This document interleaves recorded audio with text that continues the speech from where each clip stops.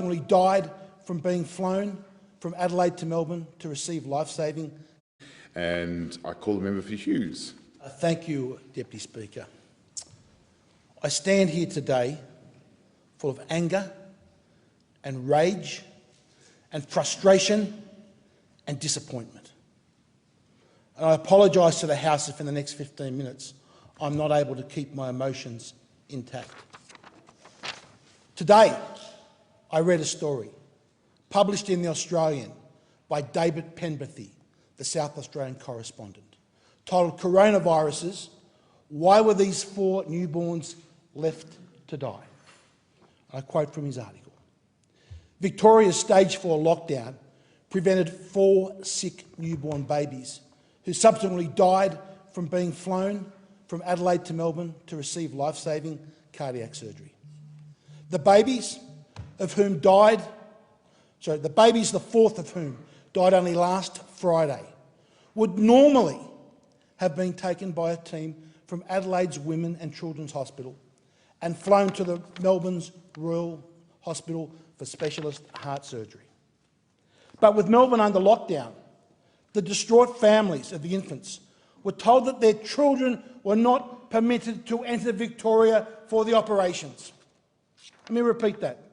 But with Melbourne under lockdown, the distraught families of the infants were told that their children were not permitted to enter Victoria for operations. Last Friday, the 16th of October, when that 4th child died, there were 2 cases, detected cases, of coronavirus in the entire state of Victoria. Those 4 children are dead. They will never know what it is like to enjoy the life that we do. And this should not have happened.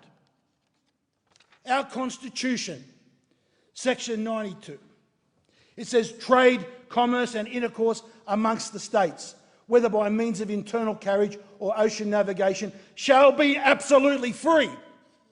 Absolutely free means sick children that need an operation get to fly from Adelaide into Melbourne. And then there's Section 117. A subject of the Queen, a resident in any state, shall not be subject in any other state to any disability or discrimination which would not equally be applicable to him if he were a subject of the Queen resident in another such state. So what that means is that a child born in South Australia or born anywhere in this country has the right under our Constitution to go to that hospital in Victoria and get life-saving surgery.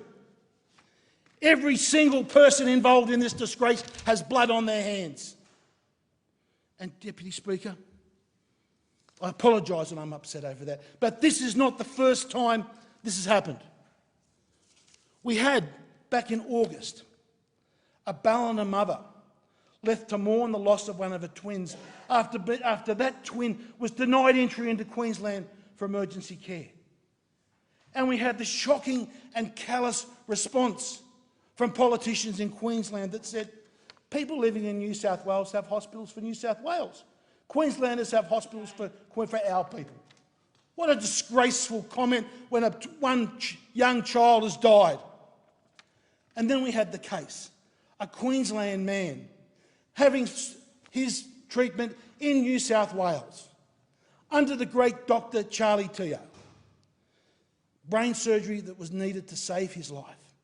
And Dr. Teo said, when you get back to Queensland, you need all the rest and recuperation that you can get. You should be able to go to your home. So at a time when we let footballers go to resorts and we let rock stars and movie stars go to their home, we have a 70-year-old recovering from brain surgery that bureaucrats in Queensland force him to go and get locked up in a hotel room. What an absolute disgrace. And then we had the young mother, the Northern Rivers mother from New South Wales. She was refused entry to a Queensland hospital where her newborn baby was receiving urgent medical treatment. The paediatrician treating her, Chris Ingle, said, "It was a desperate situation, particularly vital in the early days, usually shared by a mother and her new baby. He said, and I quote, "It borders on medical negligence because actual sick babies need their mother's immunity. To have this separation at this point for any baby, there is no medical upside. It is just bad. It is saddening for the family and bad medicine for the baby." This is what these lockdowns are causing.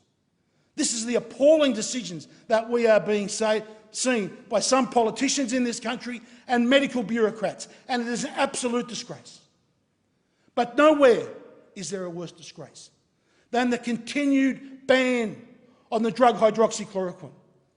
We have state chief medical bureaucrats banning Australians getting access to a drug and a medical treatment that we know the evidence shows around the world is saving lives, and yet that medical treatment is being denied to sick Australians. Now, what's the evidence? Only this morning, a new meta-analysis was published, and it found, of early treatment studies, 19 out of 19 studies found hydroxychloroquine was effective in saving lives and reducing hospitalisation. And not just by a small amount, the average of those 19 studies was a 63% improvement. And what's the odds? What's the probability? If it was just a random chance of this being correct, what's the probability? They worked it out. It is one, so the random probability that hydroxychloroquine is not effective when you have 19 studies out of 19 studies looking at early treatment is 1 in 524,000. One chance in 524,000 that those 19 studies could be wrong. And it's actually worse than that. When you look at all the studies, 115 studies, there are 86 of them that have concluded that hydroxychloroquine actually benefits you. And the average improvement of those studies, some were early, some were late, Deputy Speaker, was a 32% improvement. And what did they say in this paper? The probability that an ineffective treatment generated results as positive as the 115 studies to date is estimated to be 1 in 20 million. There's a 1 in 20 million chance, based on the evidence, that the drug hydroxychloroquine is not effective. And yet, Deputy Speaker, that treatment today remains banned in every state of this nation, and in Queensland, a doctor that prescribes it, a doctor that thinks and looks at these studies and says, wow, 1 in 20 million chance that this is wrong, can go to jail for 6 months. Now, how do we get to this stage? How did this happen? Well, Deputy Speaker, we've got a group called the National COVID Evidence Task Force, and they have done a report on all the treatments and all the drugs. And if you go to their summaries page, they state, the evidence indicates that hydroxychloroquine is potentially harmful and no more effective than standard care in patients. Well, that's completely contrary to the evidence. So how do they come up with this? And they say, the evidence comes from 11 randomised trials that compared hydroxychloroquine plus standard care. Hang on a minute. We've got here 115 trials. And this mob have looked at 11.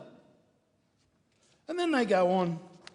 The vast majority of evidence is from the recovery trial, which randomised 4,716 hospitalised patients on COVID.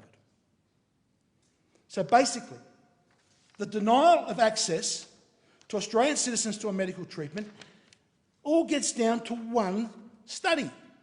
This study called the recovery trial. Now, Deputy Speaker, when we go and have a look at the recovery trial, firstly, it should be completely irrelevant about the effect of hydroxychloroquine, because every doctor that advocates for it said you must give the treatment early in the first 5 days and you must combine it with zinc. Now, this recovery trial, one, did not use zinc in the trial, and secondly, they didn't start the treatment. The average time they started the treatment was 9 days after the patient first started to get symptoms. So they gave the drug to the people too late. They didn't include zinc in the drug. And yet we are holding this trial up as while we are denying sick Australians medical treatment. And then it gets worse, Deputy Speaker. When you read through that trial, and when someone told me about it first, that they'd overdosed the patients, I thought this cannot be right. That you couldn't overdose patients in a trial like that. So I looked at the evidence myself. It is clear that in that particular trial, they gave the sick patients 2,400 milligrams of hydroxychloroquine in the first 24 hours. And then they gave them another 800 milligrams every day for the next 9 days. So all up, they took close to 10,000 milligrams of hydroxychloroquine, a drug that has a half-life of something like 20 or 30 days. They loaded those people up. And what did they find? Surprise, surprise, Deputy Speaker. More people that were loaded up with such a dose actually died. Now, how do we know that it's an excessive dose? Well, the dose recommended in the medical protocols written down, Deputy Speaker, in published peer-reviewed studies, recommend 200 milligrams of the drug twice a day for 5 days. So that's 400 milligrams on day 1, 400 milligrams on day 2, day 3 and day 4 and day 5. And yet in this study, they gave them 2,400 milligrams 6 times. 6 times the recommended dose. And they wondered why these people died and got sick. And what is even worse, Deputy Speaker, is when a French newspaper, online newspaper called Francois, interviewed the gentleman behind this trial. They asked him to explain, how did you come up with 2,400 milligrams, such an excessive dose? And the only explanation from the answers that you could give is that the people behind that trial confused the drugs. Because when asked that question, they said, and there's a recording of it, so it can't be denied, they said that the reason they went for 2,400 milligrams is because that's the typical dose that you can give for someone with amoebic dysentery. The problem is, hydroxychloroquine is not a drug that you give for amoebic dysentery. Another line of drugs which is called hydroxyquinoline. So yes, you can give 2,400 milligrams of hydroxyquinoline without any problem. And as in that interview they say, you could give them 10 times as much. They confused the drug. This recovery trial that our Clinical Evidence Task Force hold their hat on to ban treatment to Australians of this medical treatment should be being investigated by the police. It is the size of the dose is verging on criminal. There should be a full investigation of this. The Clinical Evidence Task Force should stop and take that off their website. They should go to, instead of looking at just 11 studies, they should look at all the 115 studies, and they should come up with a conclusion, 1 in 20 million chance. That's what we're up to, Deputy Speaker. Now, this is actually a very serious issue for these people that are recommending it. There are international human rights laws that apply that should guarantee Australians access to medicine. Firstly, there's Article 25(2) of the Universal Declaration of Human Rights, and that recognises, and I quote, "Everyone has the right to a standard of living adequate for health and well-being for himself or his family, including medical care." So we have medical care being denied to Australians, and yet the Universal Declaration of Human Rights says everyone has a right to medical care. And it goes on further. There's also Article 12 of the 1966 Covenant on Economic, Social and Cultural Rights, to which Australia is a signatory.